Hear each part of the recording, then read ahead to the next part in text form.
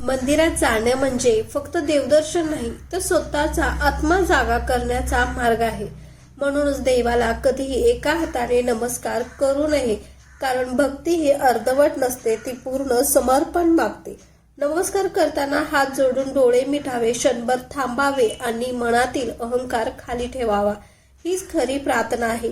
प्रदक्षिणा घालताना एकच प्रदक्षिणा कधी करू नका. 3 प्रदक्षिणा म्हणजे कृतज्ञता, श्रद्धा आणि शांतीचं त्रिसूत्री मार्ग आहे.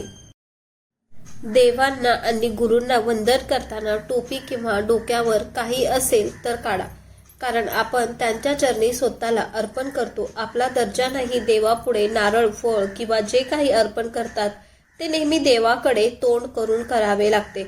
अर्पण म्हणजे फक्त वस्तू देणे नाही, तर आपल्या भावना, आपली नम्रता अर्पण करणे आहे. मंदिरात जाताना लक्षात ठेवा, देव मूर्तीमध्ये नसतो, तर देव आपल्या भावनेत असतो.